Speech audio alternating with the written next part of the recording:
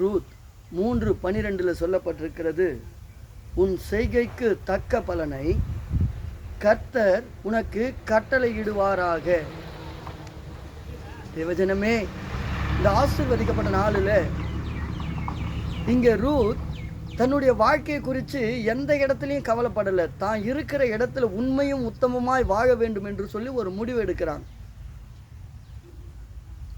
தான் இருக்கிற ஸ்தானத்தை விட்டு எத்தனை கஷ்டம் வந்தாலும் எத்தனை துன்பம் வந்தாலும் வழி விலகி போகாதபடிக்கு தான் இருக்கிற ஸ்தானத்தில் உண்மையும் உத்தமத்தோடு கூட வாழ்ந்தா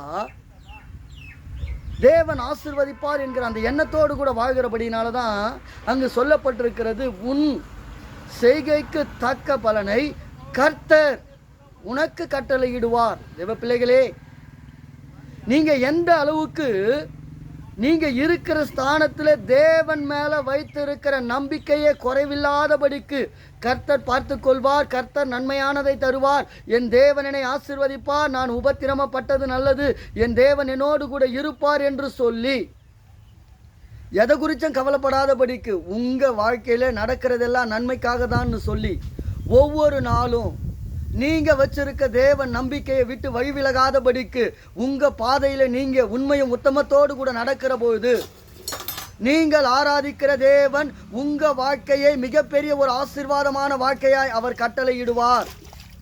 தேவ பிள்ளைகளே, நீங்க இறங்கிக்கிற இடத்துல எந்த ஒரு சந்தேகமும் படாம எத்தனை கஷ்டம் வந்தாலும் எத்தனை உபத்திரமம் வந்தாலும் எத்தனை பாடுகள் வந்தாலும் யார் என்ன சொன்னாலும் எதை குறிச்சும் கவலைப்படாதபடிக்கு உங்க செய்கையை உண்மையும் உத்தமமாய் நீங்கள் செய்கிற போது உங்கள் செய்கை நெல்லை விதைச்சிட்டு நான் போய் பனைமரத்தை தேட முடியாது, சொரக்காவை தேட முடியாது. எதை விதைக்கிறீர்களோ அதை தான் நீங்கள் அறுவடை செய்தாக வேண்டும். அதனால தான் வேதம் சொல்லுகிறது, உன் செய்கைக்கு தக்க பலனை கர்த்தர் உனக்கு கட்டளையிடுவார். எந்த அளவுக்கு தேவன் மேல நீங்க நம்பிக்கையா வச்சிருக்கிறீங்க, எத்தனை கஷ்டம் வந்தாலும் என் ஆண்டவர் அதை பார்த்து கொள்வார். கர்த்தர் என்னை ஆசீர்வதிப்பார். தேவனுடைய கிருபை என்னை பாதுகாத்து கொள்ளும். அவருடைய ஆசீர்வாதம் என்னை தாங்கும் என்று சொல்லி உண்மையும் உத்தமத்தோடு கூட வாழ்ந்து கொண்டிருக்கிற தேவ பிள்ளைகளே, நிச்சயமாய் உன் செய்கைக்கு தக்க பலனை கர்த்தர் இன்று கட்டளையிட்டு எப்படி ரூத்தை கர்த்தர் ஆசீர்வதித்து உயர்த்தினாரோ அதே ஆசீர்வாதம் தான் இன்றைக்கு உங்க வாழ்க்கையில நடக்க போகிறது. நீங்கள் ஆராதிக்கிற தேவனாகிய கர்த்தர் உங்கள் செய்கைக்கு தக்க பலனை கட்டளையிட்டு ஆசீர்வதிக்க போகிறார். ஆமென். கொஞ்சம் கூட நம்பிக்கை இழக்காம, கொஞ்சம் கூட விசுவாசத்துல குறைவில்லாம, உண்மையும் உத்தமத்தோடு உறுதியோடு கூட இரவும் பகலும் கர்த்தரை நம்பினா நம்புங்க, விசுவாசத்தோடு கூட இருங்க, அவர் செய்வார். என் செய்கையும் மாறாது, என் ஸ்தோத்திரம் மாறாது, என் ஜெபம் மாறாது, என் விண்ணப்பம் மாறாது. நான் கர்த்தரிடத்தில் உண்மையோடு கூட அவருக்காக காத்து கொண்டிருப்பேன். அவரே என் காரியங்களை வாய்க்க செய்வார் என்று சொல்லி உண்மையாய் நீங்கள் ஆராதிக்கிற தேவனை தேடி காத்து கொண்டிருங்கள். தேவ பிள்ளைகளை, ஏற்ற நேரம் வரும், ஏற்ற காலம் வரும். அப்போது கர்த்தர் உங்களை ஆசீர்வதித்து எல்லாருடைய கண்களுக்கு முன்பாக ஆசீர்வதிக்கப்பட்ட ஒரு வாழ்க்கையை கொடுப்பார். அப்போது எல்லாருடைய கண்களும் உங்களை நோக்கி பார்க்கும். அது கர்த்தராலே செய்யப்பட்ட ஆசீர்வாதம் என்று அனைவரும் பார்க்கும்படி அது நடக்கும். ஆமென். பிள்ளைகளே, வானமும் பூமியும் ஒழிந்து போனாலும் கர்த்தருடைய வார்த்தை ஒழியவும் ஒழியாது, மாறவும் மாறாது, கொஞ்சம் கூட குறையாது. இன்னைக்கு ஒரு முடிவெடுங்க, நான் எதை செய்கிறேனோ அந்த செய்கைக்கு தக்க பலன் தான் எனக்கு வரும். நன்மையை செய்தால் நன்மைதான் நடக்கும்.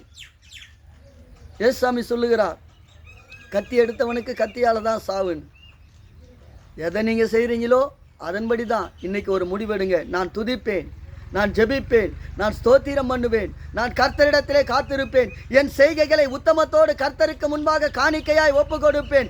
என் ஜெபமும் என் ஸ்தோத்திரமும் என்னுடைய ஆராதனையும் நான் நேசிக்கிற என் ஆண்டவருக்கு முன்பாக உண்மையும் உத்தமத்தோடு கூட நான் செய்வேன். என் ஆண்டவர் என் வாழ்க்கையின் பாதையை அவர் அறிவார், அவரே எல்லாவற்றையும் வாய்க்கை செய்வார் என்று சொல்லி உண்மையோடு கூட கர்த்தருக்கு முன்பாக காத்திருங்கள்.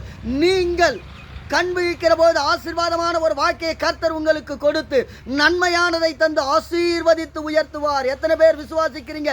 நன்மைகளை செய்கிற தேவன் உங்க வாழ்க்கையில நன்மையை செய்வார். நம்புறீங்களா? விசுவாசிக்கிறீங்களா? உங்க செய்கைக்கு தக்க பலனை கர்த்தர் கொடுப்பார் என்று நம்புறீங்களா? தேவ பிள்ளைகளே, நம்பி ஸ்தோத்திரம் பண்ணுங்க, நம்பி கர்த்தருக்கு முன்பாக காத்திருங்க. இயேசுசாமி உங்க வாழ்க்கையை நன்மைகளினால் முடிச்சூட்டி ஆசீர்வதித்து உயர்த்துவார். ஆமென்.